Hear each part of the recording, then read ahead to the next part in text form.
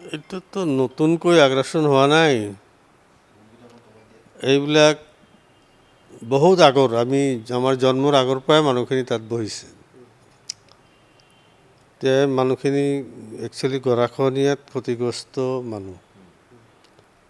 যদি গভৰ্ণমেণ্টে জেগাখিনি খালী কৰিব বিচাৰিছে, কিন্তু তেওঁলোকৰ কাৰণে এটা পুনৰ্সংস্থাপনৰ ব্যৱস্থা কৰিব লাগে।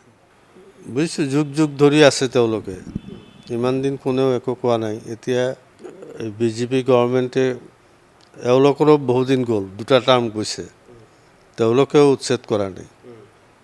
গতিকে এইটো মানুহখিনি গৰাখহনীয়াত ক্ষতিগ্ৰস্ত মানুহ। এই মানুহখিনি যদি উচ্ছেদ কৰে, যাব ক'ত? গতিকে তেওঁলোকৰ কাৰণে এটা খাচ মাটি ক'ৰবাত এলটমেণ্ট দি পেলাই উচ্ছেদ কৰক, তাত আমাৰ কোনো ক'বলগীয়া নাই। না, যদি ৰিজাৰ্ভৰ মাটি, তাততো আমি ক'লেই নহ'ব যে তাত ৰাখিবই লাগিব। কিন্তু ইমান বছৰ কিয় তাত উচ্ছেদ কৰা নাই, বা ইমান দিন কিয় কৰা নাই? গতিকে ইমান দিনৰ পৰা আছে যেতিয়া মানুহখিনি যাব ক'ত? তেওঁলোকৰ কাৰণে এটা অল্টাৰনেটিভ এৰেঞ্জমেণ্ট কৰি পেলাইহে উচ্ছেদ কৰিব পাৰে।